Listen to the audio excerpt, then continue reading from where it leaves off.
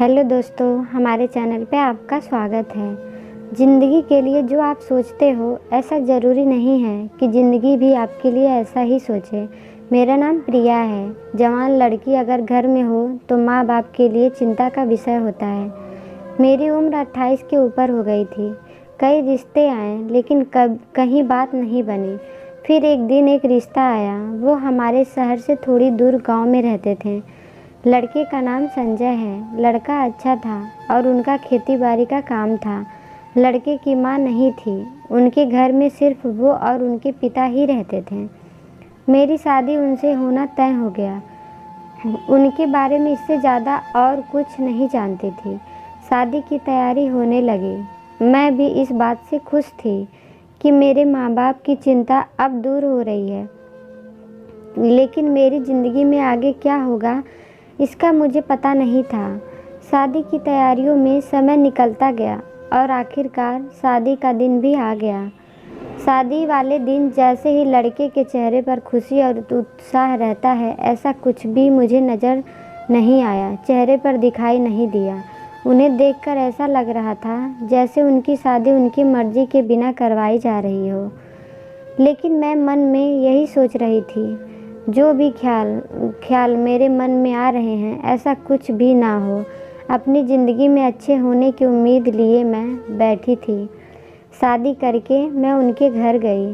घर गांव में था, यह तो मुझे पता था, लेकिन यह नहीं पता था कि उनका घर खेत पर है। घर के आसपास थोड़ी दूरी तक कोई घर नहीं दिखाई दे रहा था। उनका घर भी बहुत बड़ा था। इतना बड़ा घर और सिर्फ हम 3 लोग। मुझे घर में जाते ही थोड़ी बेचैनी होने लगी। लेकिन फिर मैंने सोचा कि नई जगह है, ऐसा होना स्वाभाविक है। थोड़े दिनों में शायद मेरी आदत हो जाएगी। मेरी तरह शायद सभी लड़कियों को होता होगा। इन्हीं सब बातों में मेरा मन खोया रहा। लेकिन अभी सबसे बड़ा ख्याल यह था कि क्या मेरे पति मुझसे शादी करके खुश हैं या नहीं।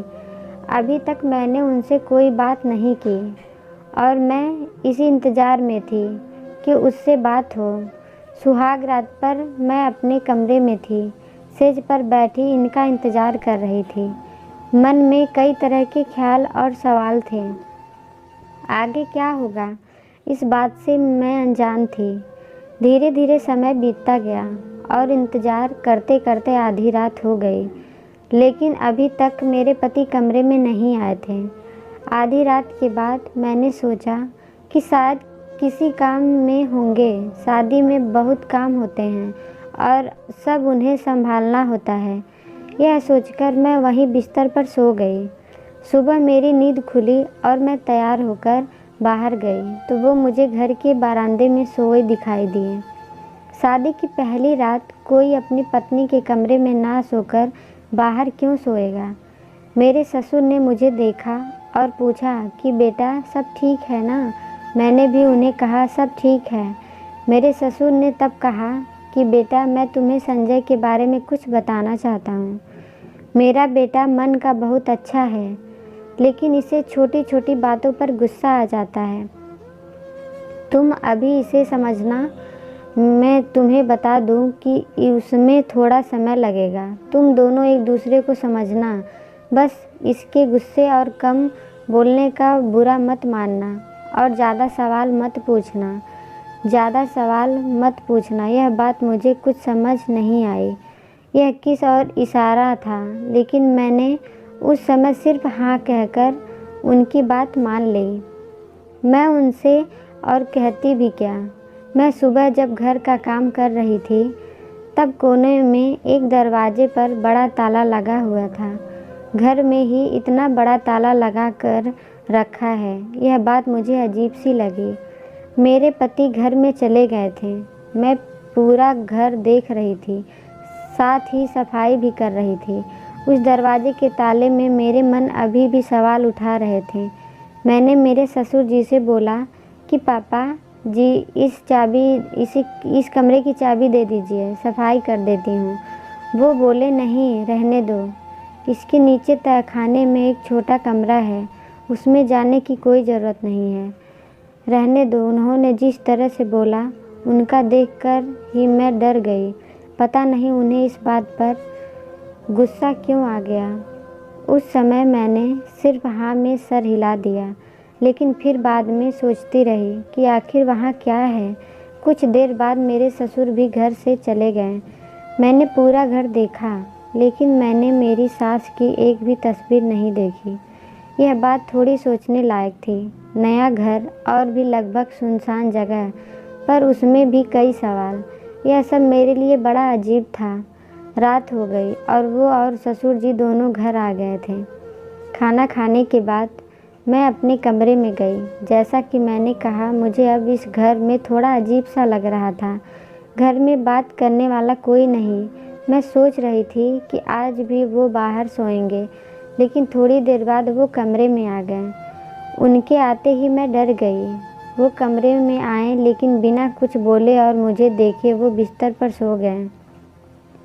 शायद उनके पिता ने उन्हें समझाया होगा। मैंने थोड़ी कोशिश की उनसे बात करने की। उन्हें बोला कि आपको ठंड लग रही हो तो यह कंबल ले लेना, लेकिन उनका कुछ जवाब नहीं आया। मैं भी कुछ समय के बाद सो गई। उस दिन के बाद रोज़ वो कमरे में ही सोते थे, लेकिन मेरी तरफ पीठ करके और बिना कुछ बोले। यह कैसी शादी थी। मेरे पति मेरी तरफ देखा भी नहीं थे। मेरे ससुर ने पहले ही समझना था कि ज़्यादा सवाल नहीं करना, इसलिए मैं कुछ बोलती या पूछती ही नहीं थी। एक रात मेरी नींद अचानक खुली तो मैंने देखा कि वो कमरे में नहीं हैं। मैंने सोचा कि बाथरूम में गए होंगे, लेकिन जब कुछ देर बाद होने के बाद भी वो नहीं आए तो मैंने कमरे के बाहर जाकर देखा। कमरे के बाहर बरामदे में कहीं भी मुझे वो दिखाई नहीं दिए। मैं फिर अपने कमरे में जाने लगी, लेकिन मेरे मन में ख्याल आया उस ताले वाले दरवाजे का। उस दरवाजे के सामने गई तो वहाँ अब ताला नहीं था, बल्कि वो अंदर से बंद था। मैं खड़ी यह सोच रही थी, कहीं वो अंदर तो नहीं। तभी मुझे धीमी धीमी आवाज़ सुनाई दी। यह आवाज़ किसी औरत की थी और ध्यान से सुनने पर वो बेटा बेटा बोल रही थी। मैं डर गई और वहाँ से भागते हुए सीधे मैं अपने कमरे में जाकर सो गई। मैं बिस्तर पर सोए हुए यही सोच रही थी कि यह सब क्या है। तभी वो कमरे में आ गए। मैंने सोचा सोने का नाटक किया। अब उनके आने से मुझे डर लगने लगा था। जैसे तैसे मैंने अपने डर और विचारों पर काबू किया। तहखाने में जो औरत की आवाज़ आ रही थी, क्या वो मेरी सास की थी? मेरी सास एक भी तस्वीर क्यों नहीं है? क्या वो जिंदा हैं? और अगर हैं तो उन्हें इस तरह बंद करके क्यों रखा गया है? जब घर में इतने राज हो तो नींद कैसे आ सकती है? रात में ठीक से सो नहीं पाई। बिस्तर पर पड़े पड़े मुझे यह ख्याल आया कि मुझे उस कमरे में जाकर एक बार ज़रूर देखना चाहिए। मेरे ससुर ने भी उस कमरे में जाने से मना किया था। मैं सुबह जल्दी अपने कमरे से निकल गई। वो अभी तक सोए थे। धीरे धीरे और डरते डरते मैं उस कमरे तक जा रही थी। सीढ़ियों के दरवाजे पर पहुंच गई थी। हमेशा की तरह अभी भी वहां बड़ा ताला लगा हुआ था। उसकी चाबी मेरे पति के पास रहती थी। मैंने सोचा कि मैं बाहर से आवाज़ लगाती हूँ, शायद कोई जवाब दे। लेकिन फिर मैंने सोचा कि आवाज़ लगाने से मेरे पति या ससुर में से कोई जाग जाएगा।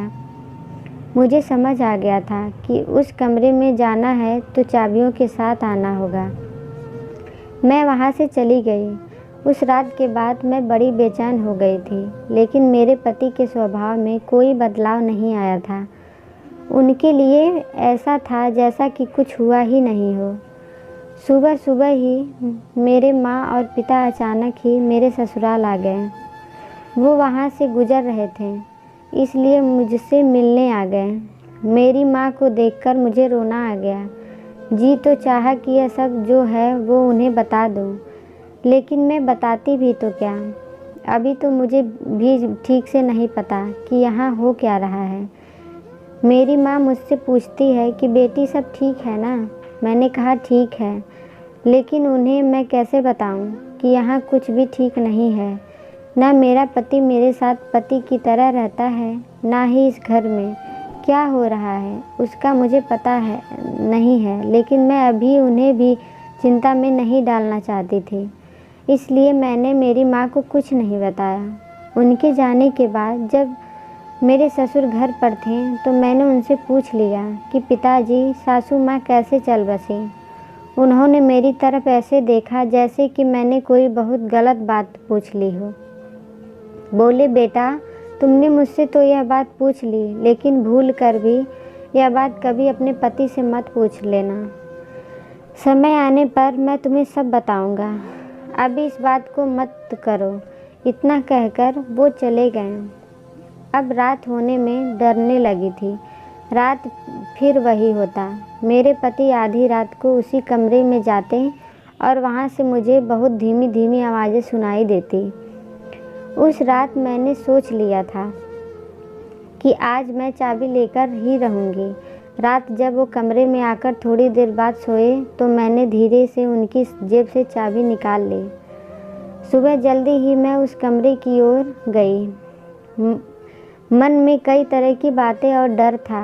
मैं उस दरवाजे के सामने थी जहाँ ताला था और उसकी चाबी मेरे हाथ में थी। मैंने थोड़ी देर खड़े होकर सांस ली और चाबी उस ताले में लगाई, लेकिन मेरी धड़कनें तब रुक गई जब पीछे से मेरे ससुर ने मुझे आवाज़ लगाई। बहू, उनकी आवाज़ ने मेरी जान ही निकाल दी थी। मैं पीछे नहीं पलटी, लेकिन वो मेरे पास आए। मुझे देखकर बोले कि क्या कर रही हो यहाँ, और इस कमरे की चाबी तुम्हारे पास कैसे आई। मैं चुप थी तो उन्होंने फिर पूछा, कहाँ से मिला तुम्हें यह चाबी? तुमने मेरे कमरे से लिया है क्या? मैंने कहा, नहीं, यह तो आपके बेटे के पास थी। वो रोज़ रात यहाँ इस कमरे में आते हैं। यह सुनकर उन्हें हैरानी हुई। वो बोले कि संजय इस कमरे में फिर जाने लगा, वो भी रात में। मैंने पूछा, आखिर ऐसा क्या है जो आप लोग इस कमरे में छिपा रहे हो?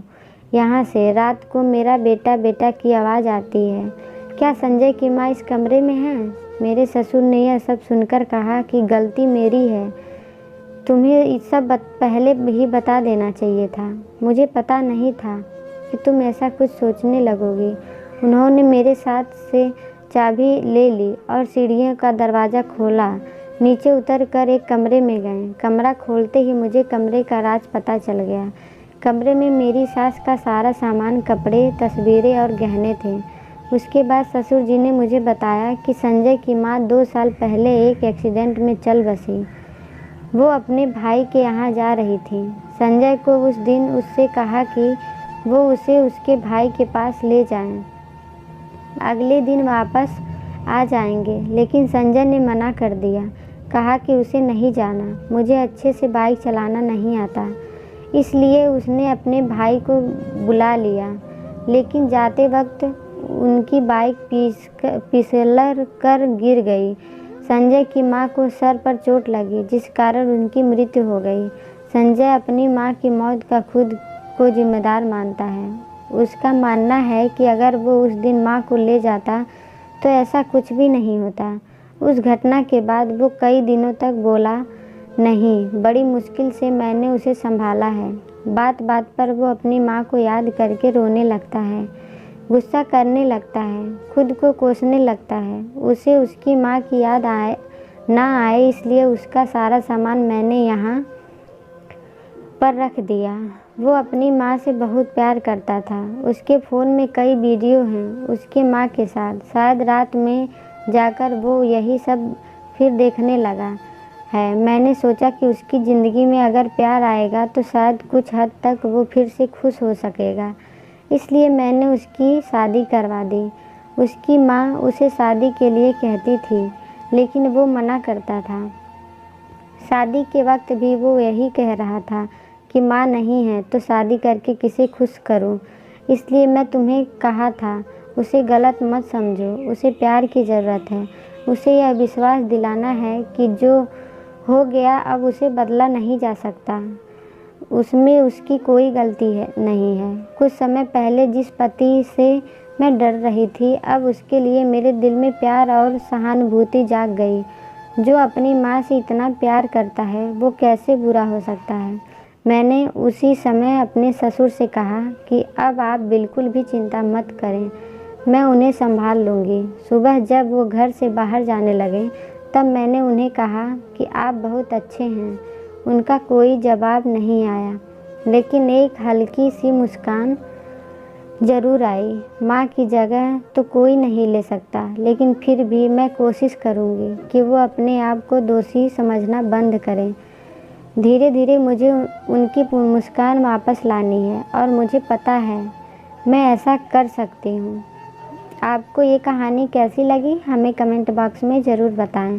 अगर आपको ये कहानी अच्छी लगी हो तो लाइक करें, शेयर करें और ऐसे ही कहानियों के लिए हमारे चैनल पर नए हो तो हमारे चैनल को सब्सक्राइब ज़रूर करें।